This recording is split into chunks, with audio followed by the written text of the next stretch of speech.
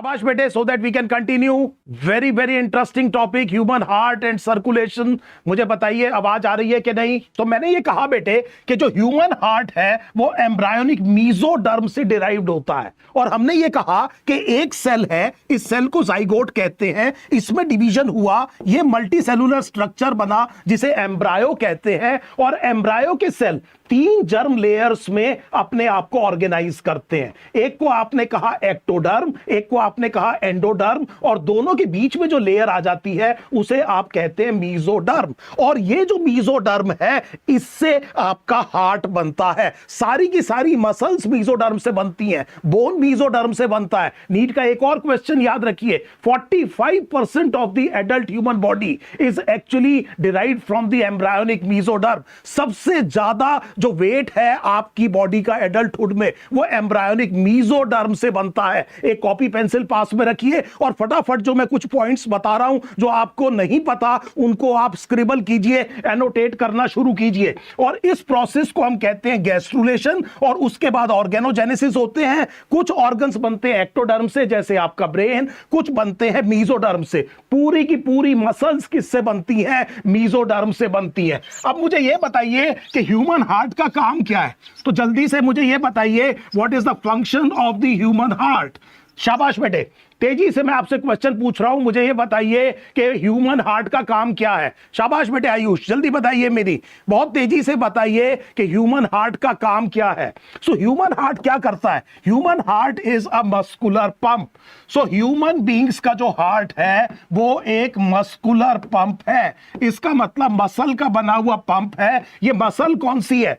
Human heart कौन सी muscle का बना होता है? शाबाश बेटे, एक और क्वेश्चन बताइए, ह्यूमन हार्ट किस मसल का बना होता है? बहुत बढ़िया बेटे। What type of muscle make up the entire structure of the human heart? The answer is cardiac muscle.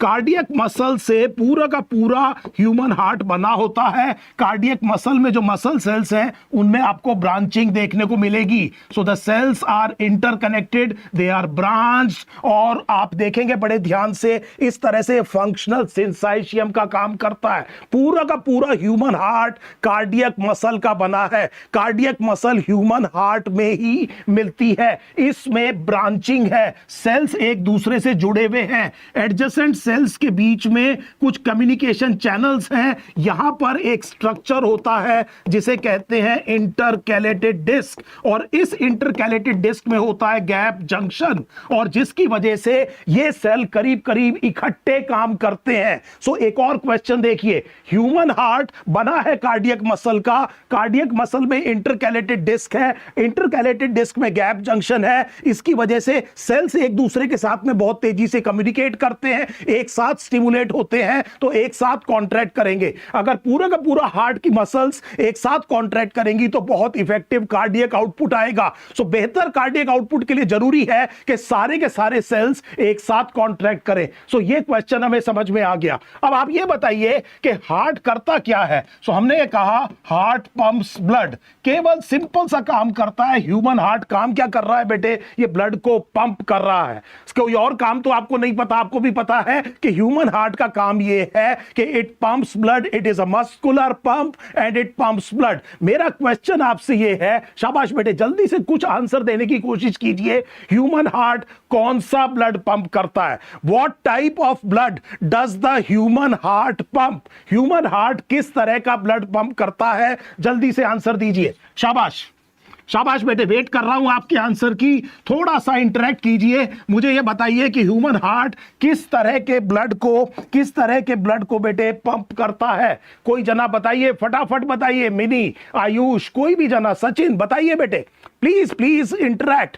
थोड़ा अच्छा हो जाएगा सेशन, आपको बहुत सारे क्वेश्चंस मिलेंगे यहां से। नीट एंट्रेंस एग्जाम को आसान करने के लिए हम आपकी मदद कर रहे हैं। थोड़ा सा आपको भी एक कदम बढ़ाना चाहिए, यू शुड ऑल्सो इंटरैक्ट। सो हमने कहा the heart pumps venous blood. देखो बेटे बड़े ध्यान से क्वेश्चन समझने की कोशिश करो। मैंने ये कहा कि ह्यूमन हार्ट वीनस ब्लड को पंप करता है। यहां पर ऑक्सीजनेटेड और डीऑक्सीजनेटेड की बात नहीं करेंगे। अदिति शर्मा आप आपका आंसर बहुत शानदार आंसर है। ये वो ब्लड करता है पंप जो ये रिसीव करता है। बहुत अच्छे Ishan Bhardwaj, the blood that it receives. और ये रिसीव किससे करता है? ह्यूमन हार्ट के दो एट्रिया हैं, इसमें यहां पर आपको पता है it receives deoxygenated blood through superior vena कावा एंड इंफीरियर वेना कावा एंड कोरोनरी साइनस, और यहां पर ऑक्सीजनेटेड ब्लड आता है पल्मोनरी वेन से। सो दोनों जगह जो ब्लड वापस आ रहा है वो किससे वापस आ रहा है बेटे? वेन से वापस आ रहा है। और इसीलिए हमने कहा कि यही ब्लड बाद में वेंट्रिकल्स में जाता है और यही कार्डियक आउटपुट बनता है।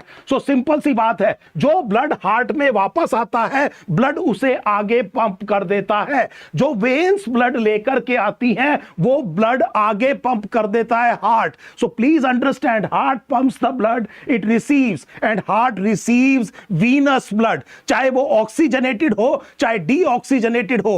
वेन एक वो ब्लड वेसल है जो ब्लड को हार्ट की तरफ लेके आती है। आर्टरी एक ऐसी ब्लड वेसल है जो ब्लड को हार्ट से दूर लेकर के जाती है। आई hope this is now absolutely clear again.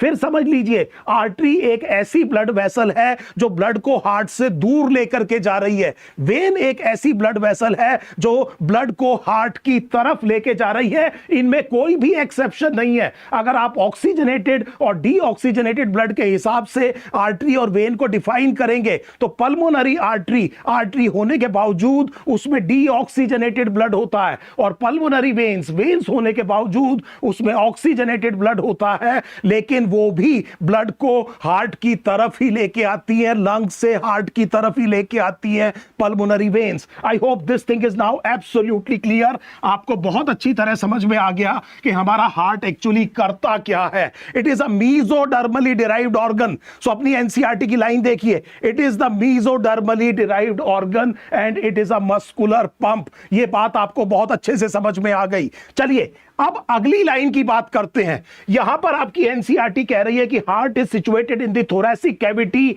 In between the two lungs slightly tilted to the left. ध्यान दीजिएगा बेटे, हार्ट कहां सिचुएटेड है? थोरैसिक कैविटी में। कहां पर? लंग्स के बीच में। और थोड़ा सा टिल्टेड है कहां पर? लेफ्ट की तरफ। और उसका साइज होता है एक क्लेंच्ड फिस्ट की तरह। सो देखिए, जो ह्यूमन हार्ट है उसका साइज कुछ इतना होता है बेटे।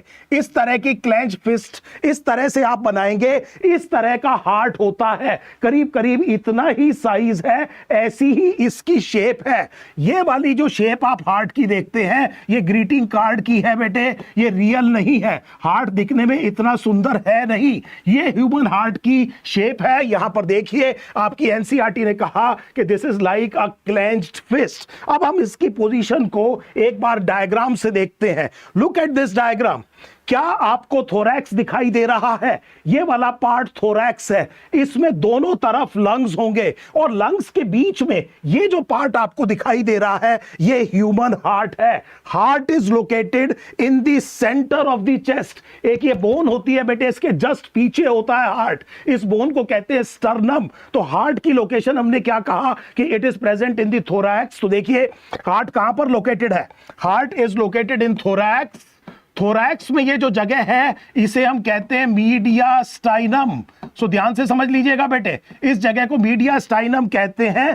थोरैक्स में आप दोनों लंग्स की जगह हटा दीजिए। देखिए ध्यान से, यहां पर जो लंग्स होंगे उनको आपने हटा देना है। दोनों लंग्स के बीच में जो जगह है इसे मीडियास्टाइनम कहते हैं। इस मीडियास्टाइनम में सेंटर ऑफ द चेस्ट में slightly tilted towards the left ये ह्यूमन हार्ट है, ये अयोटा है। इसके वेंट्रल, अयोटा के वेंट्रल, ध्यान दीजिएगा बेटे, अयोटा के वेंट्रल हम ये कहेंगे एक एंडोक्राइन ग्लैंड है। अगर किसी को नाम पता है तो बताइए, ये बताइए कि वो कौन सा एंडोक्राइन ग्लैंड है जो अयोटा के वेंट्रल साइड पर लोकेटेड होता है। उम्मीद है आपको ये समझ में आ गया होगा कि मीडियास्टाइनम किसे कहते हैं। अभी भी आंसर की वेट कर रहा हूं, जल्दी से कोई जना ये आंसर दीजिए कि वो कौन सा एंडोक्राइन ग्लैंड है जो अयोटा के वेंट्रल लोकेटेड होता है। जैसे जैसे एज बढ़ती है इसका साइज कम होता है, और क्योंकि इसका साइज एज के साथ कम होता है तो ऐसा माना जाता है कि इसी वजह से जो एडल्टहुड है, जो एजेड लोग हैं, उनमें इम्यूनिटी कम होती चली जाती है। क्या आप इस ग्लैंड का नाम जानते हैं? तब तक हमने कहा थोरैक्स में बिल्कुल सेंटर में मीडियास्टाइनम एक बोन के पीछे है, इस बोन का नाम है स्टर्नम। तो इसके पीछे के लिए हमने कहा it is retrosternal, it is retrosternal and it is slightly tilted towards left। तो ऐसा कहना गलत है कि हार्ट पूरा का पूरा लेफ्ट साइड में होता है। ये हार्ट का एपेक्स है। देखिए बेटे ध्यान से समझते जाइएगा इन चीजों को। हार्ट का एपेक्स मैं आपको दिखा रहा हूं, ये वाला part is the apex of the human heart. लिखिए यहां पर apex is formed by the tip of the left ventricle. So आपके हार्ट का जो लेफ्ट वेंट्रिकल है उसकी टिप जो है वो क्या करती है? Pituitary, thymus is the correct answer. Thymus is the correct answer. Pituitary बेटे is in sella turcica. Sachin, जो पिट्यूटरी है बेटे सचिन, वो कहां पर है? क्रेनियम के अंदर लोकेटेड है। एक स्फीनोइड बोन होती है और पिट्यूटरी के दो लोब्स होते हैं, एंटीरियर और पोस्टीरियर पिट्यूटरी, और वो कनेक्ट होता है बेटे हाइपोथैलेमस से। ठीक है सचिन? सचिन जल्दी बताइए, बात सही है? तो ये बात बिल्कुल क्लियर हो गई। हमने कहा कि ये हार्ट का एपेक्स है, ये tip of the left ventricle heart का एपेक्स बना रहा है। इस जगह को हार्ट का बेस कहा जाता है। सो ये बेस है, ये एपेक्स है, और इस लेफ्ट वेंट्रिकल को एकोमोडेट करने के लिए ये जो लेफ्ट लंग है इसमें ये एक नॉच होती है, इस नॉच को कार्डियक नॉच कहा जाता है। सो ध्यान से देखिए ह्यूमन हार्ट की लोकेशन, मैं स्क्रीन छोड़ रहा हूं, दोबारा देखिए बड़े ध्यान से। मैंने ये कहा कि हार्ट बिल्कुल सेंटर ऑफ द चेस्ट में है, इसीलिए जब हार्ट अटैक वगैरह का पेन होता है तो चेस्ट के सेंटर में होता है। ये वो जगह है जहां पर लोग कहते हैं कि घबराहट जैसी चीज हो रही है। ये वो जगह है जहां पर ये इस तरह की अनईजीनेस फील होती है, जिसकी की वजह से हमें लगता है कि हो सकता है the person may be having a coronary artery disease. और देखिए मीडियास्टाइनम किसे कहते हैं? एक और इंपॉर्टेंट क्वेश्चन आपको मैंने जरूर करा दिया कि आपको ये अच्छे से समझ में आ गया कि अयोटा के जो वेंट्रल है वो एक बहुत इंपॉर्टेंट एंडोक्राइन ग्लैंड है। उस एंडोक्राइन ग्लैंड का नाम है थाइमस। थाइमस एज के साथ रिड्यूस करता है साइज में। सो यहां पर बिल्कुल बात हमें क्लियर हो गई। अब देखिए, अब अगली लाइन देखिए आपकी एनसीईआरटी की। It is protected by a double walled membranous bag pericardium enclosing the pericardial fluid. Heart के चारों तरफ एक डबल लेयर्ड पेरिकार्डियल मेम्ब्रेन है और उसके अंदर एक स्पेस है, उस स्पेस को पेरिकार्डियल स्पेस कहते हैं। उसके अंदर एक मिनिमम अमाउंट ऑफ फ्लूइड है, उसे पेरिकार्डियल फ्लूइड कहा जाता है। सो अगर आप ऐसे समझें, ये ह्यूमन हार्ट है, it is actually surrounded by a double layered membrane. और ये जो अंदर वाली मेम्ब्रेन है, अंदर वाली लेयर है, इसको विसरल पेरिकार्डियम कहते हैं। ये बिल्कुल हार्ट के सरफेस पे चिपकी हुई है और उसके बाद में ये यहां से रिफ्लेक्टेड हो गई and it becomes the parietal pericardium. ये आउटर लेयर है। सो बड़े ध्यान से देखिए, ये डबल लेयर्ड हो गया। अंदर वाली लेयर को आपने कहा विसरल लेयर, बाहर वाली लेयर को आपने कहा पैराइटल लेयर। दोनों के बीच में आपने ये कहा कि कुछ पेरिकार्डियल स्पेस है, इसको आपने पेरिकार्डियल स्पेस या पेरिकार्डियल कैविटी कहा। और इसके अंदर थोड़ी सी फ्लूइड है, इस फ्लूइड को आपने पेरिकार्डियल फ्लूइड कहा। जिस टाइम हार्ट कॉन्ट्रैक्ट रिलैक्स करता है, हार्ट की मूवमेंट होगी, तो उसके आसपास फ्रिक्शनलेस सरफेस प्रोवाइड करना इस पेरिकार्डियम का काम है। सो ये जो पेरिकार्डियम है, इसके अंदर जो फ्लूइड है, ये फ्रिक्शनलेस सरफेस प्रोवाइड करती है। जिस टाइम पर हार्ट कॉन्ट्रैक्ट और रिलैक्स करता है, उसकी मूवमेंट को, उसको फ्रिक्शनलेस करने के लिए हमने ये कहा कि ये बहुत इंपॉर्टेंट काम आता है। उम्मीद है ये बात समझ में आ गई। एक और क्वेश्चन आपसे यहां से क्या पूछा जा सकता है? आपसे वो ये कह सकते हैं कि मान लीजिए यहां पर बहुत सारा पानी भर गया, मान लीजिए किसी वजह से यहां पर बहुत सारा पानी भर गया, तो क्या होगा? इसको हम कहेंगे पेरिकार्डियल इफ्यूजन। इस चीज को हम पेरिकार्डियल इफ्यूजन कहते हैं। ये प्रेस करेगा हार्ट के ऊपर और इसकी वजह से जो ब्लड प्रेशर है वो कम होगा। ब्लड प्रेशर चाहिए किस लिए? ब्लड प्रेशर इसलिए चाहिए ताकि ब्लड ऑर्गन्स तक पहुंच सके, और अगर इस तरह की प्रॉब्लम आएगी तो ब्लड ऑर्गन्स तक पहुंच नहीं पाएगा। So why do you require blood pressure? Blood में प्रेशर क्यों होना चाहिए? ताकि हार्ट अगर ब्लड को पंप कर रहा है तो उसका मकसद यह है कि यह ब्लड कहां तक पहुंचना चाहिए? ऑर्गन्स तक, फॉर एग्जांपल आपके ब्रेन तक, इन सब जगह आपका क्या पहुंचना चाहिए? ब्लड पहुंचना चाहिए। यह वो जरूरी है कि क्यों ब्लड प्रेशर चाहिए। और अचानक अगर ब्लड प्रेशर कम हो जाए तो इन ऑर्गन्स तक ब्लड नहीं पहुंचेगा, और जिन ऑर्गन्स तक ब्लड नहीं पहुंचेगा उनमें डैमेज होना शुरू हो जाएगा। इसको आप मल्टीपल ऑर्गन डैमेज कहते हैं, और जनरली आपने हो सकता है एक टर्म पढ़ा हो, इसको शॉक भी कहा जाता है। तो शॉक में यही होता है, ब्लड प्रेशर गिरता है और ब्लड प्रेशर गिरने की वजह से जो ऑर्गन्स हैं उन तक ब्लड नहीं पहुंच पाता, और ब्लड नहीं पहुंच पाता तो वो अपनी रिक्वायरमेंट्स पूरी नहीं कर पाएंगे और उनको डैमेज होना शुरू हो जाता है। सो उम्मीद है आपको ये पेरिकार्डियल फ्लूइड, ये double walled membranous bag, pericardium, ये बात अच्छे से समझ में आ गई होगी। एक और अगर हम इसका अगर डायग्राम देखें तो ऊपर वाला डायग्राम देखिए, जो लेफ्ट अपर कॉर्नर पे आपको डायग्राम दिखाई दे रहा है, आपको डबल लेयर दिखाई दे रही है। बाहर वाली पैराइटल पेरिकार्डियम है, अंदर वाली विसरल पेरिकार्डियम है। दोनों के बीच में पेरिकार्डियल कैविटी है, ये मसल है। जब भी शब्द बेटे मायो आ जाए, ये याद रखिएगा, जब भी शब्द में मायो आ जाए, मायो का मतलब मसल है और कार्डियम का मतलब हार्ट है, तो ये हम कार्डियक मसल की बात कर रहे हैं। क्या ये बात आपको अच्छे से समझ में आ गई? आप यस और नो लिख सकते हैं, वाई और एन लिखिए, ताकि मुझे समझ में आए कि आपको समझ में आ रहा है कि नहीं आ रहा है, और हम आगे चलें। क्या ये बात बिल्कुल क्लियर है बेटे? Is it now absolutely clear कि कार्डियक मसल कहां पर प्रेजेंट है? देखिए इस कार्डियक मसल को देखिए, ये डायग्राम देखिए कितना खूबसूरत डायग्राम है।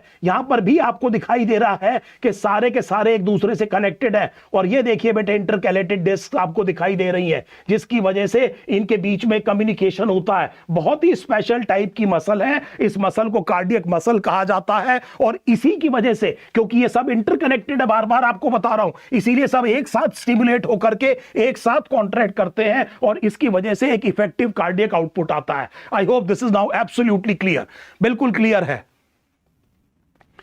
बेटे। वेना कावा सुपीरियर होता है और एक इंफीरियर वेना कावा होता है। सो आयुष यू आर राइट, एक सुपीरियर वेना कावा है जो हार्ट के ऊपर वाला पार्ट है। आयुष ध्यान से समझिएगा बेटे, ये जो आपका हेड वाला पार्ट है, यहां से डीऑक्सीजनेटेड ब्लड राइट वेंट्रिकल तक लेके आने का काम ऊपर वाले पार्ट से कौन कर रहा है? Superior vena cava. और बॉडी में नीचे वाले पार्ट से ये काम कौन कर रहा है? इंफीरियर वेना कावा। एक और चीज समझ लीजिए, कई बार ये सुपीरियर वेना कावा को प्री केवल भी कहते हैं और इंफीरियर वेना कावा को पोस्ट केवल भी कहते हैं। बहुत अच्छे बेटे, और पूछिए कुछ क्वेश्चन है तो और पूछिए बेटे, और पूछिए। सो रिपीट कर दिया मैंने ये कहा बेटे कि बॉडी में जो ऊपर वाला पार्ट है वहां से डीऑक्सीजनेटेड ब्लड कौन लेके आ रहा है बेटे? सुपीरियर वेना कावा। नीचे वाले ब्लड से डीऑक्सीजनेटेड ब्लड कौन लेके आ रहा है? नीचे वाले पार्ट से इंफीरियर वेना कावा। सुपीरियर वेना कावा को सचिन कई बारी प्री केवल कहते हैं और इंफीरियर वेना कावा को कई बारी पोस्ट भी कहते हैं। क्या यह बात समझ में आ गई? बिल्कुल क्लियर है सचिन? आयुष बिल्कुल क्लियर हो गई बेटे बात, बहुत अच्छे। और हमें यह पता चल गया कि हार्ट के चारों तरफ ये किस तरह की चीज है। अब देखिए बेटे आगे समझिए। इसके बाद अब आपकी एनसीईआरटी चेंबर्स की बात कर रही है। सो हम अपने अगले डायग्राम पे चलते हैं, और ये हमने हार्ट का इंटरनल स्ट्रक्चर देखा। सो ह्यूमन बीइंग्स में 4 चेंबर्ड हार्ट है। क्या आप किसी ऐसे रेप्टाइल ग्रुप को जानते हैं जिसमें 4 चेंबर्ड हार्ट है? क्या कोई रेप्टाइल भी ऐसा है जिसमें 4 चेंबर्ड हार्ट है? जल्दी से टाइप करिए, आपके आंसर की वेट कर रहा हूं। शाबाश बेटे सचिन, शाबाश शाबाश आकाश, शाबाश आयुष, शाबाश अदिति शर्मा। बताइए कोई ऐसा एमआई क्यों होता है? जरूर बताएंगे बेटे, जरूर बताएंगे। कार्डियक डिसऑर्डर्स में एमआई क्यों होता है? एमआई का मतलब है मायोकार्डियल इंफार्क्शन, और इंफार्क्शन का मतलब है कि मसल में डैमेज हो गया बेटे। सो आकाश, अगर आपने पूछा है तो इस बात को ध्यान से समझिए। आप इन्फार्क्शन तब कहेंगे जब मसल को डैमेज हो गया है। इसका मतलब पूरा का पूरा जो ब्लड वेसल है वो ब्लॉक हो गई और हार्ट में ब्लड बिल्कुल भी नहीं पहुंच रहा है। Yes Natasha, very good. The answer is बेटे क्रोकोडाइल। सो क्रोकोडाइल्स वो रेप्टाइल हैं जिनमें 4 चेम्बर्ड हार्ट है, लेकिन 4 चेम्बर्ड हार्ट होने के बावजूद क्रोकोडाइल में एंडोथर्मी नहीं होती है। एंडोथर्मी और 4 चेम्बर्ड हार्ट केवल बर्ड्स और मैमल्स में है। सो ये पॉइंट भी एक बार कहीं पे लिख लेते हैं। हमने ये कहा कि दोनों चीजें अगर हैं, एंडोथर्मी भी है और 4 चेम्बर्ड हार्ट भी है, ये चीजें हमें किस में देखने को मिलती हैं? बर्ड्स में। और किस में देखने को मिलती है बेटे? मैमल्स में। और इसीलिए ये एंडोथर्म है। आपने सुना होगा वार्म ब्लडेड, ये वार्म ब्लडेड एनिमल्स हैं। ये साइबेरिया में भी बच सकते हैं, ये बिल्कुल सहारा डेजर्ट में भी बच सकते हैं, हर तरह के एनवायरनमेंट में बच सकते हैं। इनके अंदर ये खूबी है कि बाहर का टेंपरेचर जो मर्जी हो, ये अपना टेंपरेचर अपने हिसाब से रेगुलेट कर लेते हैं। सो हमने ये कहा कि 4 चेम्बर्ड हार्ट है, ये राइट एट्रियम है बेटे, ये लेफ्ट एट्रियम है, और दोनों के बीच में एक सेप्टम होगा। अब देखिए क्वेश्चन दिखाता हूं आपको आपकी एनसीईआरटी से। सो हमने ये कहा कि ये बेटे 4 चेम्बर्ड हार्ट है। ह्यूमन बीइंग्स में ये 4 चेम्बर्ड हार्ट है। 2 बड़े चेंबर्स को वेंट्रिकल कहा जाता है, 2 छोटे चेंबर्स को एट्रिया कहा जाता है। अब जिस चीज को मैं हाईलाइट कर रहा हूं, ये इंटर एट्रियल सेप्टम है। सो देखिए ये वाला जो चेंबर है ये राइट एट्रियम है। बेटे ऑरिकल मत कहिएगा, जो ओपन स्पेस होती है उसे एट्रियम कहा जाता है। सो ओपन स्पेस को एट्रियम कहा जाता है। ऑरिकल एक अपेंडेज होता है। तो आपने कई बार शब्द सुना होगा राइट ऑरिकल। मैं क्या कह रहा हूं बेटे आपसे कि आप उस स्पेस को क्या कहेंगे? एट्रियम कहेंगे। सो ये राइट एट्रियम है, ये बेटे लेफ्ट एट्रियम है। इन दोनों के बीच में ये जो जगह आप देख रहे हैं ये इंटर एट्रियल सेप्टम है, और ये इंटर एट्रियल सेप्टम भी मसल है, ये ध्यान रखिए बेटे। और लेकिन ये मसल काफी थिन है। Now this is the question that I want you to understand very clearly. Right atrium और लेफ्ट एट्रियम के बीच में, yes Ayush, inter atrial septum. And now let us look at the NCERT. Look at the NCERT. जो आपके NEET का question आएगा आपकी NCERT से, ये देखिए, a thin muscular wall called as the interatrial septum। सो बड़े ध्यान से देखिए, ये थिन मस्कुलर वॉल है। सो पूछ सकते हैं आपसे कि इंटरएट्रियल सेप्टम में हमने ये कहा कि क्या है। सो इंटरएट्रियल, अभी बताता हूं बेटे, एट्रियोवेंट्रिकुलर सेप्टम भी बता रहा हूं। पहले देखिए कि इंटरएट्रियल सेप्टम बेटे एक थिन मस्कुलर वॉल है।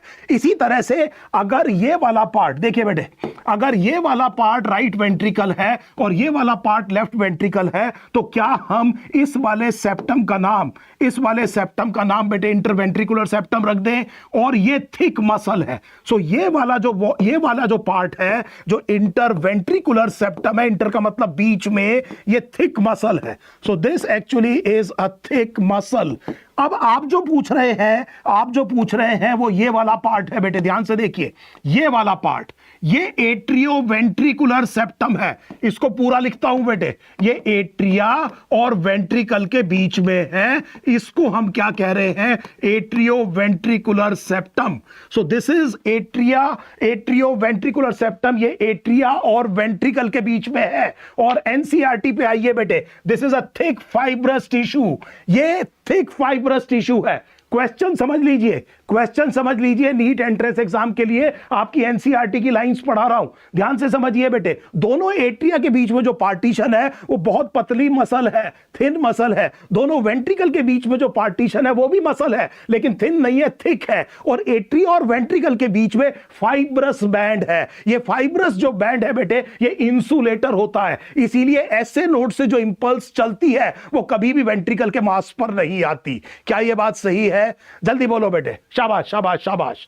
Are you understanding this absolutely clearly? तो आज एक चीज डिसाइड करते हैं कि हम बेटे यस बोलेंगे या नो बोलेंगे, ताकि टीचर को समझ में आता जाए कि आपको बात समझ में आ रही है कि नहीं आ रही है। सो बहुत तेजी से अगर आप बताएंगे कि बिल्कुल क्लियर है सर, तो हम आगे चलते हैं बेटे।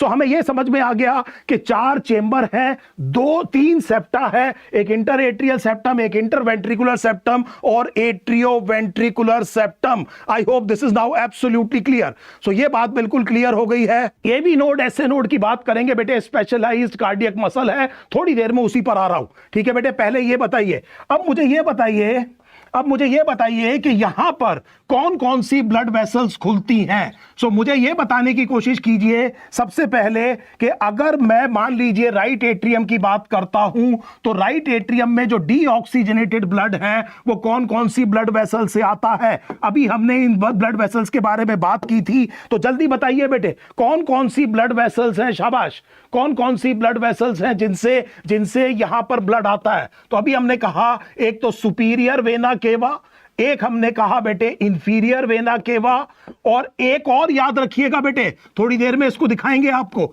इसको हम कहते हैं कोरोनरी साइनस। ये तीन चीजें हैं जिससे ब्लड यहां पर आ रहा है, और वो ब्लड डीऑक्सीजनेटेड है। ये ब्लड कौन सा है बेटे, डीऑक्सीजनेटेड है। ध्यान से देखिए, right atrium receives deoxygenated blood. कौन कौन सी वेन्स आकर के खुल रही हैं, upper part of the body से superior vena cava, lower part of the body से इंफीरियर वेना कावा, और हार्ट से जो वापस आ रहा है वो कौन आ रहा है बेटे, कौन आ रही है, कोरोनरी साइनस। ये डीऑक्सीजनेटेड ब्लड आ रहा है। यहां पर जो आपका ये जो लेफ्ट एट्रियम है, यहां पर बेटे पल्मोनरी वेन्स। सो पल्मोनरी वेन्स, ये देखिए पल्मोनरी वेन्स, और पल्मोनरी वेन्स से ऑक्सीजनेटेड ब्लड आ रहा है। ये ऑक्सीजनेटेड ब्लड आ रहा है बेटे लंग्स से। सो लेफ्ट एट्रियम में ऑक्सीजनेटेड ब्लड आया, और ये ऑक्सीजनेटेड ब्लड आर्टरी से नहीं बेटे, किससे आया, वेन से आया। वेन वो ब्लड वेसल है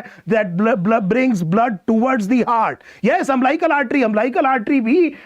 आर्टरी भी मदर की बॉडी से। सो देखिए, जो अम्बिलिकल कॉर्ड होती है उसमें एक आर्टरी और दो वेन होती है। तो आर्टरी फीटस से ब्लड लेके जा रही है मदर की तरफ, और वेन बेटे वापस लेकर के आ रही है। Yes, that is a second exception. बहुत अच्छे आयुष, बहुत अच्छे। लेकिन that part would be only in the foetal circulation बेटे। वो केवल कब की बात होगी, एडल्ट में नहीं, फीटल सर्कुलेशन की बात होगी। तो आप जो कह रहे हैं कि जो अम्बिलिकल कॉर्ड होता है, अम्बिलिकल कॉर्ड में हमने ये कहा कि दो आर्टरी और एक वेन होती है, दो आर्टरी और एक वेन। सो दो आर्टरी जो होती है वो इलियक आर्टरी की ब्रांचेस होती है, और एक अम्बिलिकल वेन वापस आती है, और अम्बिलिकल वेन वापस आकर के हिपैटिक पोर्टल वेन और इंफीरियर वेना कावा में ब्लड को वापस करती है। दो आर्टरी और एक vein, umbilical artery, this would be foetal life. यहां हमने कहा कि इधर देखिए बेटे, दोनों तरफ दो दो पल्मोनरी वेन्स है। So total number of pulmonary veins 4 है। इस चीज को एक बार फिर समझ लीजिए कि नंबर ऑफ पल्मोनरी वेन्स कितनी होती है बेटे, 4 होती है।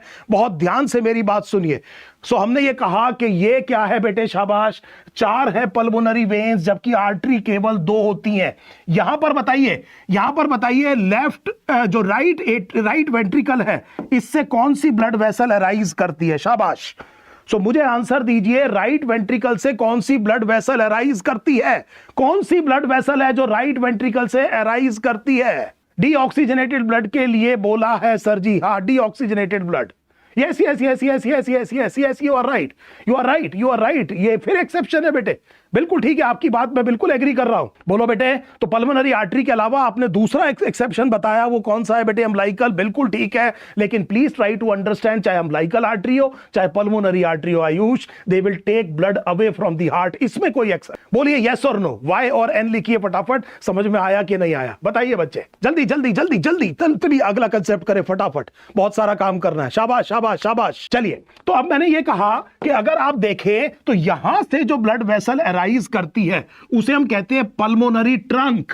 ध्यान दीजिएगा बेटे, और पल्मोनरी ट्रंक डिवाइड होती है 2 पल्मोनरी आर्टरीज में। सुन लीजिए बड़े ध्यान से, राइट वेंट्रिकल से जो ब्लड वेसल अराइज हो रही है इसको आपने कहा पल्मोनरी ट्रंक, और पल्मोनरी ट्रंक फिर डिवाइड होती है 2 पल्मोनरी आर्टरी में। सो ये एक पल्मोनरी आर्टरी की ब्रांच हो गई, ये एक पल्मोनरी आर्टरी की ब्रांच हो गई। ये वो पल्मोनरी आर्टरी है जो आयुष अभी बता रहे हैं कि जिसमें डीऑक्सीजनेटेड ब्लड कैरी होता है, लेकिन ये आर्टरी है, इसमें डीऑक्सीजनेटेड ब्लड होने के बावजूद it will be taking blood away from the heart, ये ब्लड को हार्ट से दूर लेकर के जा रही है। आगे देखिए बेटे, ये जो लेफ्ट वेंट्रिकल है इससे अराइज करता है, इससे अराइज करता है आयोटा, ये सबसे इंपॉर्टेंट ब्लड वेसल देखिए। सो यहां से अराइज करती है आयोटा। सो हमें यह बात समझ में आ गई कि कौन कौन सी जगह से कौन कौन सी ब्लड वेसल्स खुलती हैं। ये आपके सामने राइट एट्रियम है, देखिए डीऑक्सीजनेटेड ब्लड आ रहा है सुपीरियर वेना कावा से, इंफीरियर वेना कावा से भी डीऑक्सीजनेटेड ब्लड आ रहा है। ये बेटे लेफ्ट एट्रियम है, देखिए दो पल्मोनरी वेन है इस तरफ और दो पल्मोनरी वेन है इस तरफ, यही मैंने आपसे कहा था टोटल नंबर 4 है, दो इस तरफ से दो इस तरफ से। यहां पर ऑक्सीजनेटेड ब्लड आया, यहां से देखिए ये पल्मोनरी ट्रंक है और पल्मोनरी ट्रंक डिवाइड हुई है दो पल्मोनरी आर्टरीज में और लेफ्ट वेंट्रिकल से अराइज किया है बेटे iota. I hope this is now absolutely clear. एक चीज और समझ लीजिएगा बेटे, ये जो लेफ्ट वेंट्रिकल है इसकी वॉल का मस्कुलेचर थिकेस्ट होता है। This is a very very important question, which chamber of the human heart has the thickest musculature. क्यों ऐसा होता है वो थोड़ी देर में देखेंगे, पर पहले अभी ये याद रखिए कि लेफ्ट वेंट्रिकल ह्यूमन हार्ट का वो चेंबर है जिसका मस्कुलेचर सबसे ज्यादा थिक है। सो मैं ये क्वेश्चन यहां पर लिख देता हूं। सो मैंने आपसे ये कहा कि ह्यूमन हार्ट में जो थिकेस्ट मस्कुलेचर है, the thickest musculature in the human heart is of left ventricle. उतना ज्यादा मसल मास राइट वेंट्रिकल में नहीं होता जितना लेफ्ट वेंट्रिकल में होता है। क्या किसी को इसका आंसर पता है? क्या आप में से किसी को यह आंसर पता है तो बताइए, नहीं तो फिर अभी आगे चलते हैं, थोड़ी देर में देखेंगे। सो हम ये देख रहे हैं कि यहां पर यह बात बिल्कुल क्लियर हो गई। एक और चीज समझिए बेटे, एक और चीज समझिए, जब हम ये कह रहे हैं कि ब्लड को, सो देखिए बच्चे, ये हमारा कलर चेंज कर लेते हैं। So let us change colour. ये हमारे दो एट्रिया हैं, ये दो वेंट्रिकल हैं। यहां पर ब्लड इकट्ठा हो गया, यहां पर ब्लड इकट्ठा हो गया। मुझे बेटे यहां पर कुछ ना कुछ चीज चाहिए, कोई ना कोई पैसेज बनाना पड़ेगा ताकि ब्लड इधर से इधर आ सके। मुझे ब्लड को एट्रिया से वेंट्रिकल में ट्रांसफर करना है, इस तरफ भी और इस तरफ भी, और मैं चाहता हूं कि ब्लड वापस ना जाए। दो काम समझ लीजिए, एक तरफ तो मैं चाहता हूं कि ब्लड एट्रिया से वेंट्रिकल की तरफ जाए और दूसरा मैं चाहता हूं कि वेंट्रिकल से एट्रिया में वापस ना आए। This is a very very important thing to understand. फिर समझिए, मैं वन वे ट्रांसपोर्ट चाहता हूं। मैं ये चाहता हूं वेन से ब्लड आए एट्रिया में, एट्रिया से ब्लड जाए वेंट्रिकल में, वेंट्रिकल उनको पुश करे आर्टरी में और आर्टरी उनको आगे पहुंचाए। ये वन वे ट्रांसपोर्ट होना चाहिए। तो मुझे कुछ ऐसी चीज बनानी पड़ेगी जो इस वन वे ट्रांसपोर्ट को अलाउ करता है। इसका मतलब it will allow the blood from the atria to enter into the ventricle but will not allow the blood to come back from the ventricle into the atria. आप समझ पा रहे हैं मैं किसकी बात कर रहा हूं? बताइए, what structure will do this function? ये कौन सी चीज है जो यहां पर प्रेजेंट है जो ये इंश्योर करती है कि ब्लड एट्रिया से वेंट्रिकल की तरफ जाए और वेंट्रिकल से वापस एट्रिया में वापस ना आए? वॉल्व्स है बेटे। तो हार्ट में क्या प्रेजेंट है बेटे? वॉल्व्स प्रेजेंट हैं। और हमने ये कहा कि ये जो वॉल्व्स हैं, यहां पर इस वॉल्व को कहते हैं ट्राइकस्पिड और इस वॉल्व को कहते हैं बाइकस्पिड। तो राइट एट्रियम और राइट वेंट्रिकल के बीच में बेटे ट्राइकस्पिड वॉल्व है। सो जो वॉल्व है वो ट्राइकस्पिड वॉल्व है। और जो लेफ्ट एट्रियम है और जो लेफ्ट वेंट्रिकल है इसके बीच में बाइकस्पिड वॉल्व है, बाइकस्पिड। सो एक तरफ ट्राइकस्पिड, एक तरफ बाइकस्पिड। एग्जाम में क्वेश्चन कैसे आएगा कि अगर ट्राइकस्पिड वॉल्व है तो उसका फंक्शन क्या है? ट्राइकस्पिड वॉल्व डीऑक्सीजनेटेड ब्लड को राइट एट्रियम से राइट वेंट्रिकल में आने देगा और डीऑक्सीजनेटेड ब्लड को जब वेंट्रिकल कॉन्ट्रैक्ट करेंगे तो वापस नहीं जाने देगा। सो देखिए कितना बढ़िया, आपको एक डायग्राम दिखाता हूं। इस डायग्राम को देखिए, आपको ये कस्प समझ में आएगा। ध्यान से देखिए, आपका जो ह्यूमन हार्ट है उसका आप एक सेक्शन देख रहे हैं। ये वो वाली जगह है जिसमें ऊपर एट्रियम है, नीचे वेंट्रिकल है। ये बड़े ध्यान से अगर आप देखें तो ये एक वॉल्व है बेटे, और इस वॉल्व में देखिए एक कस्प तो ये रहा, एक कस्प ये रहा, एक कस्प बेटे ये रहा, दो, और एक तीसरा कस्प ये रहा। इसको आपने क्या कहा? Tricuspid valve. और यहां पर देखिए बेटे केवल दो कस्प है, एक ये रहा और एक ये रहा, इसीलिए इसको हमने क्या कहा बेटे? Bicuspid valve. तो आप ट्राइकस्पिड देखिए और बायकस्पिड देखिए। बायकस्पिड वॉल्व को अब आपको समझ में आ गया कि ये कस्प का मतलब क्या है। और बायकस्पिड वॉल्व में बेटे इस वॉल्व को मिट्रल वॉल्व भी कहा जाता है। So the bicuspid valve is also called as mitral valve. Simple question but very commonly asked question in NEET entrance exam. NEET entrance exam में इस क्वेश्चन को बहुत ही कॉमनली पूछा जाता है, ध्यान दे दीजिए बेटे। इसके अलावा एक और जगह बेटे देखिए ध्यान से, एक और काम करते हैं। इस डायग्राम को मिटा करके आपको दो वॉल्व्स और देखने हैं, बड़े ध्यान से समझिएगा बच्चे। मैंने ये कहा कि ये आपके चार चेंबर हैं, 1 2 3 4। यहां से हमने कहा पल्मोनरी ट्रंक और यहां से अयोटा उठ रही है। यहां पर भी इनके जंक्शन पर भी विद द रिस्पेक्टिव वेंट्रिकल कुछ वॉल्व्स हैं।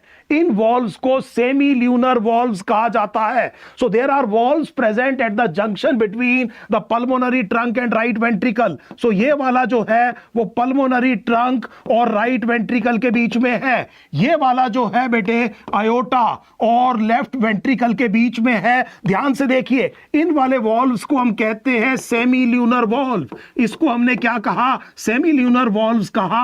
और सेमी ल्यूनर वॉल्व इमीडिएटली आपको पता चल गया दो तरह के हैं, एक को आप अयोटिक कहते हैं, एक को आप पल्मोनिक कहते हैं। अब देखिए ध्यान से, ये भी ट्राइकस्पिड है कायदे में देखा जाए तो। बड़े ध्यान से देखिए बेटे, ये देखिए दोनों वॉल्व्स ये रहे, ये अयोटिक वॉल्व है, ये पल्मोनरी वॉल्व है। इनमें भी कस्प दो है, इनमें भी कस्प कितने हैं बेटे? 3 है। लेकिन इसका मतलब ये है कि ये सेमी ल्यूनर है। इस तरह से जैसे आधा चांद होता है उस तरह की इनकी शेप होती है, इसलिए इनको सेमी ल्यूनर वॉल्व कहा जाता है। सो क्या ये बात बिल्कुल क्लियर हो गई बेटे? देखिए क्या पूछ रहे हैं आयुष, क्या पूछ रहे हैं? Right deoxygenated blood tricuspid valve, 2 bicuspid valve and pure blood mitral valve. बिल्कुल ठीक है। प्योर मतलब ऑक्सीजनेटेड ब्लड बेटे लेफ्ट एट्रियम से लेफ्ट वेंट्रिकल में वापस नहीं जाएगा, और यहां से बेटे राइट वेंट्रिकल से ब्लड केवल पल्मोनरी ट्रंक में जाएगा, लेफ्ट वेंट्रिकल से ब्लड केवल अयोटा में जाएगा, अयोटा से वापस नहीं आएगा लेफ्ट वेंट्रिकल में, और पल्मोनरी ट्रंक से वापस नहीं आएगा राइट वेंट्रिकल में।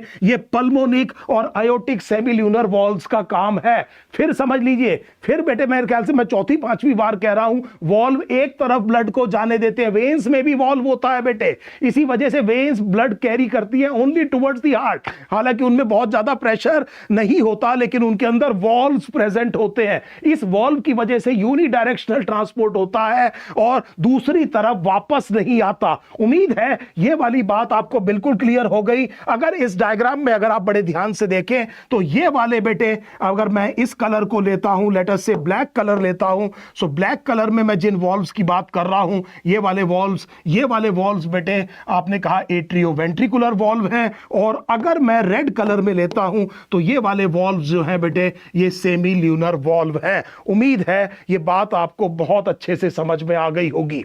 अब वो जो आप क्वेश्चन पूछ रहे थे कि सर ये एसए नोड और एबी नोड क्या चीज है, सो बड़े ध्यान से देखिए। अब हम इस डायग्राम पे पहुंच गए हैं। इस डायग्राम में आपने मुझसे कहा था कि सर एसए नोड और एबी नोड बताइए। तो देखिए बेटे, एसए नोड और एबी नोड के बारे में बात करते हैं। पूरा का पूरा heart, the entire human heart is made up of cardiac muscle. पहले बात ध्यान से सुनिएगा बच्चे, केवल बॉडी में 2 टिश्यूज ऐसे हैं जो सेल्फ एक्साइटेबल है या ऑटो एक्साइटेबल है। फिर सुनिएगा बड़े ध्यान से, केवल नर्व न्यूरल टिश्यू और केवल मसल ऑटो एक्साइटेबल है। ध्यान से समझ लीजिएगा बेटे इसको। ऑटो एक्साइटेबल का मतलब यह है कि ये अपनी इंपल्स खुद जनरेट कर सकते हैं। This is a very very important question. 4 तरह के टिश्यूज होते हैं बेटे, आपको पता है, एक एपिथेलियम, एक कनेक्टिव, एक मसल और एक न्यूरल। इसमें केवल मसल और न्यूरल ऑटो एक्साइटेबल है। इसका मतलब ये अपनी इंपल्स खुद जनरेट कर सकते हैं।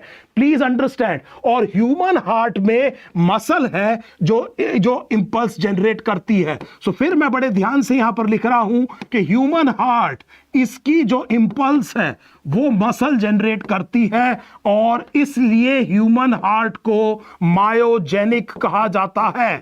The human heart is termed as myogenic, this is the reason. So हमने ये कहा कि क्यों ह्यूमन हार्ट को बेटे मायोजेनिक कहा जाता है। बड़े ध्यान से देखिए, ये देखिए, valves in the heart allow the flow of the blood only in one direction, i.e. From atria to ventricle and from the ventricle to the arteries, they prevent any backward flow. क्या ये दोनों बात बिल्कुल clear हो गई बेटे? और अभी हम ये कह रहे हैं कि हमारा जो हार्ट है वो क्या है बेटे? मायोजेनिक है। हार्ट मायोजेनिक इसलिए है बेटे, देखिए यहां पर आपकी एनसीईआरटी में शब्द लिखा हुआ है the human heart is myogenic. इसका मतलब ये हुआ कि यहां पर ये देखिए, ये शब्द लिखा हुआ है मायोजेनिक। मायो का मतलब क्या है बेटे? मसल। यहां पर मसल क्या करती है बेटे? जनरेट करती है इंपल्स को। क्या ये बात बिल्कुल क्लियर हो गई? यस। अब आगे देखते हैं कि ये जो मसल है, ये मसल भी कार्डियक मसल है। ये मसल भी कार्डियक मसल है। The entire heart is made up of cardiac muscle. पूरा का पूरा हार्ट बेटे किसका बना होता है? कार्डियक मसल का। ये बात बार बार मैं आपसे कह रहा हूं, कोई और तरह की चीज यहां पर प्रेजेंट नहीं है। इसका मतलब हार्ट में जो भी चीज प्रेजेंट है वो कार्डियक मसल है। वो बिल्कुल, मैंने क्या कहा बेटे, क्या चीज है? कार्डियक मसल है। This is a very important point. देखिए लाइन देखिए एनसीईआरटी की, the entire heart is made of cardiac muscle. देख लीजिए ध्यान से, पूरा का पूरा हार्ट केवल और केवल किसका बना है बेटे? कार्डियक मसल का। तो मैं जो स्पेशलाइज्ड कंडक्टिंग सिस्टम भी बना रहा हूं, ये भी बेटे कार्डियक मसल ही है। सो ये भी मैंने क्या कहा बेटे? कार्डियक मसल है। इसका मतलब इस कार्डियक मसल की लोकेशन देखते हैं, इस कार्डियक मसल की लोकेशन देखते हैं। अब देखिए आयुष, जो आप बोल रहे हैं थोड़ा सा ध्यान दीजिएगा बेटे। हम ये कह रहे हैं कि ये जो स्पेशलाइज्ड कंडक्टिंग सिस्टम है, जिसे मैंने नोडल टिश्यू भी कहा, ध्यान से समझिएगा बेटे, ये नोडल टिश्यू है, स्पेशलाइज्ड कंडक्टिंग सिस्टम है। ये वो पार्ट है कार्डियक मसल का जो इंपल्स जनरेट करता है। इसका एक पार्ट बेटे ये रहा। So this is what is called as the SA node. और ये एसए नोड का मतलब हो गया बेटे साइनो एट्रियल नोड। इसका मतलब है साइनो एट्रियल नोड। ये जो साइनो एट्रियल नोड है, ये राइट एट्रियम की वॉल में है, पीछे वाली वॉल में, ऊपर की तरफ और बाहर की तरफ। आप बिल्कुल ठीक कह रहे हैं। सो this is the location Ayush, this is the location of the SA node. So S A node is located in the wall of the right atrium. Right atrium की वॉल में पीछे की तरफ, ऊपर और बाहर की तरफ, ये वो जगह है जहां पर आपको क्या दिखाई दे रहा है बेटे? SA node. देखिए इस डायग्राम में ध्यान से, ये वाला पार्ट क्या है? एसए नोड है। एसए नोड को हम क्या कहते हैं? Cyano atrial node. इसके बाद एक और नोडल टिश्यू आपको दिखाई देगा, ये base of the inter atrial septum पर। ये लेफ्ट साइड में है, राइट वेंट्रिकल में ही, लेकिन लेफ्ट साइड में, ये राइट साइड में है। ये किधर है बेटे? लेफ्ट साइड में। इस वाले को हम कहते हैं एवी नोड। एवी का मतलब है बेटे atrio ventricular node. So this is what is called as the atrio ventricular node. इसकी लोकेशन देखिए बेटे, ये एट्रियो वेंट्रिकुलर नोड है ये राइट एट्रियम में ही, लेकिन नीचे की तरफ और लेफ्ट साइड में है। यहां पर एक चीज नहीं बनी हुई है, वो ये है कि दोनों नोड्स को कनेक्ट करता है what is called as the internodal pathway. इसका मतलब यह हुआ कि यहां से मैं कुछ मसल फाइबर्स बनाऊंगा, इन मसल फाइबर्स को इंटरनोडल पाथवे कहते हैं। सो ये चीज क्या है बेटे? शाबाश, ये है इंटरनोडल पाथवे।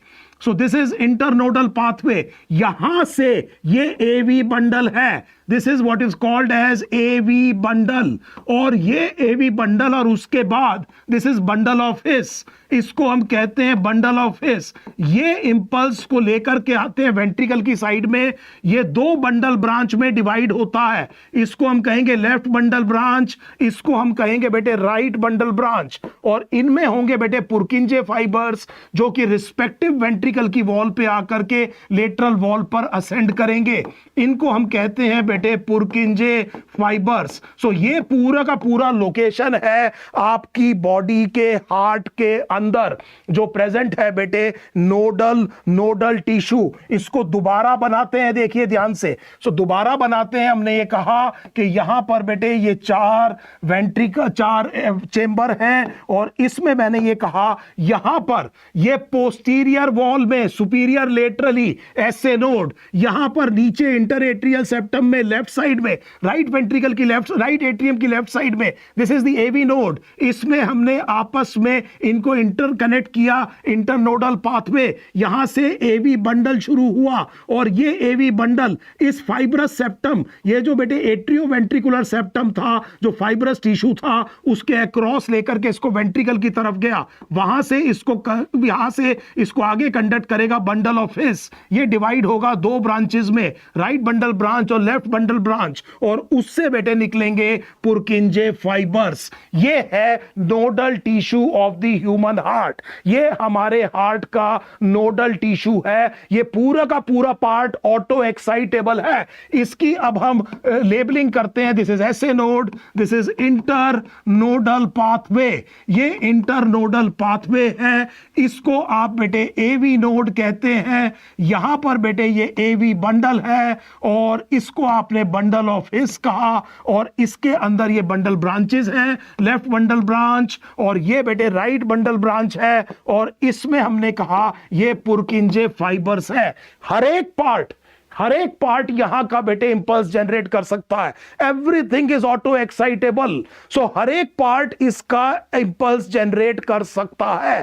पहले बात ध्यान से सुनिएगा बेटे question, every part of the nodal musculature in the human heart can generate impulse, is auto excitable, but the rate of impulse generation is maximum for SA node. SA node का rate of impulse generation maximum है।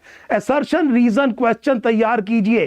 पूरा का पूरा nodal system का हर एक part हालांकि impulse generate कर सकता है, लेकिन इंपल्स जनरेट करने का जो रेट है वो मैक्सिमम एसए नोड का है। ये वो वजह है कि SA node acts as the normal और the natural pacemaker of the human heart. So आपसे क्वेश्चन ये पूछा जाएगा, why SA node is the natural और the normal pacemaker of the human heart. Human heart का natural या normal pacemaker ये क्यों है? सो इसलिए कहा बेटे क्योंकि इसका जो रेट है इंपल्स जनरेशन का वो मैक्सिमम है, और ये रेट करीब करीब 75 पर मिनट है, जो कि आपका रेस्टिंग रेट होता है हार्ट का। सो हमें यह समझ में आ गया कि क्यों ऐसा है, और इसीलिए बेटे क्योंकि हर एक पार्ट क्या हो सकता है, ऑटो एक्साइटेबल है। अगर किसी वजह से कोई डैमेज हो भी गया, अगर कोई डैमेज हो गया बेटे किसको, ऐसे नोड को लेटर से यहां पर डैमेज हो गया, तो heart will continue to beat rhythmically.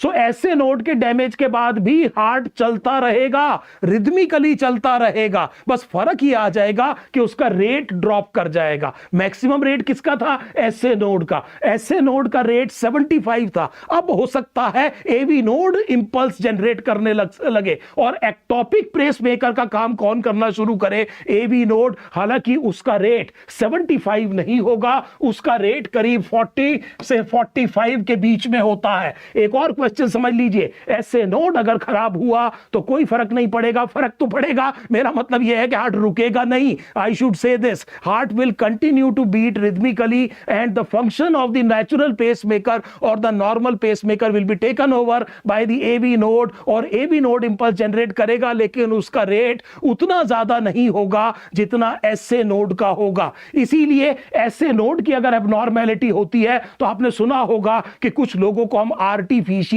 Pace maker लगाते हैं। सो आर्टिफिशियल पेस मेकर इसलिए लगाते हैं अगर ऐसे नोड की क्या है, प्रॉब्लम है, रिदम जनरेट करने में दिक्कत आ रही है, कार्डियक फंक्शन कॉम्प्रोमाइज्ड हो रहा है, तो क्या करते हैं बेटे, शाबाश, पेस मेकर लगाया जाता है। आई hope this is now absolutely clear. एक और चीज समझिए बेटे, जब आप एक्सरसाइज वगैरह करते हैं तो यहां पर ऐसे नोड पर कुछ नर्व्स आती हैं, कुछ नर्व्स आकर के इस ऐसे नोड को क्या करती हैं बेटे, इनर्वेट करती हैं। इसका मतलब ये हुआ कि यहां से कुछ नर्व्स आ रही हैं, इसको आप नाम सुना होगा आपने, सिंपैथेटिक और पैरासिम्पैथेटिक नर्व कहते हैं। और ये नर्व्स ऐसे नोड के रेट को घटा और बढ़ा सकती हैं, घटा और बढ़ा सकती हैं, शुरू नहीं कर सकती। हार्ट का रेट अपने आप शुरू होगा, ऐसे नोड शुरू करेगा।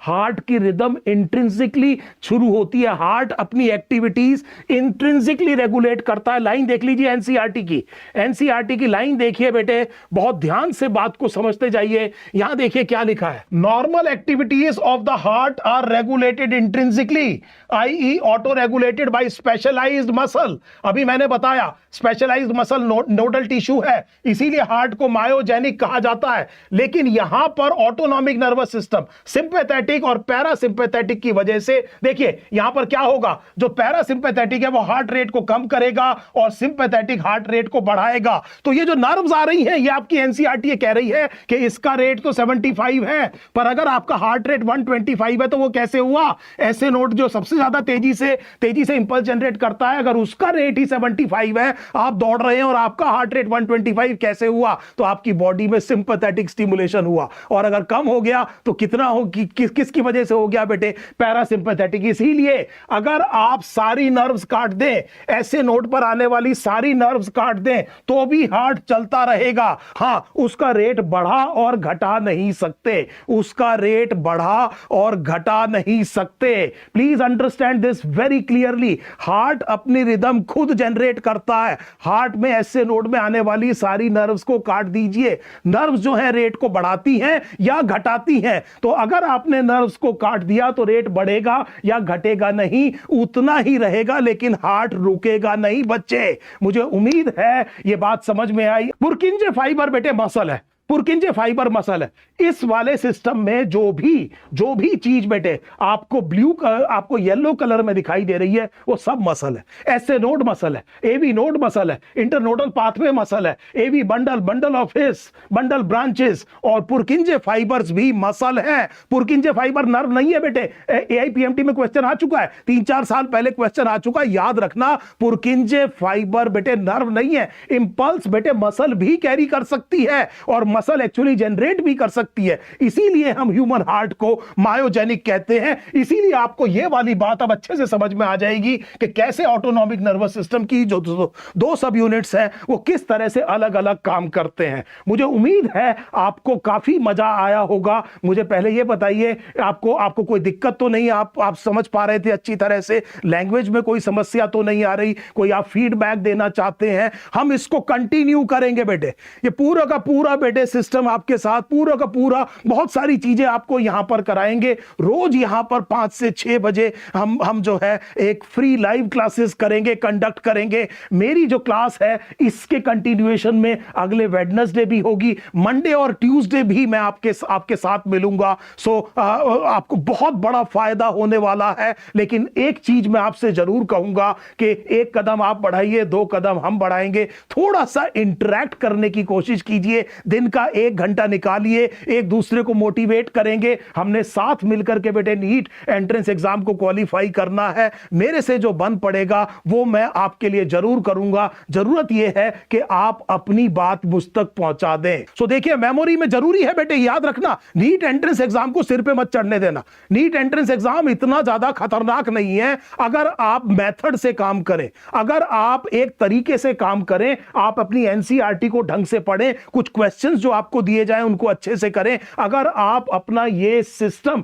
ठीक रखेंगे, स्टैंडर्ड ऑपरेटिंग प्रोसीजर्स को फॉलो करेंगे, तो नीट एंट्रेंस एग्जाम मुश्किल नहीं आता। आपने बहुत से लोगों से सुना भी होगा कि नीट एंट्रेंस एग्जाम में बायोलॉजी पूरी की पूरी किससे आती है बेटे? एनसीईआरटी। इसीलिए मैंने साथ में एनसीईआरटी खोली हुई है। मैं ये चाहता हूं कि आप इस एनसीईआरटी में देखिए कि क्या लाइन लिखी हुई है, और उसके बाद में, इस क्लास के बाद में, अगर आपको टाइम मिले तो जरूर पढ़ लीजिएगा। यहां से अगर कोई चीज आ गया तो अब गलत नहीं हो सकता। इसको हम रिवाइज रिवाइज और रिकॉल कहते हैं। रिवाइज आप करिए, रिकॉल मैं करा दूंगा टेस्ट से। और इस तरह से आपको physics, chemistry, bio, botany, zoology सारी चीजें जो है test series, revise and recall, ये सारे के सारे सेशंस हम आपको बहुत हाई क्वालिटी सेशंस आपको यहां प्रोवाइड करने वाले हैं, ताकि जो आपका जो टाइम है वो प्रॉपरली यूटिलाइज हो सके। नीट एग्जाम की डेट तय हो गई है, 5 मई को पेपर है। 228 डेज शायद रह गए हैं और हमें इन डेज को we have to make them count. Thank you for your time.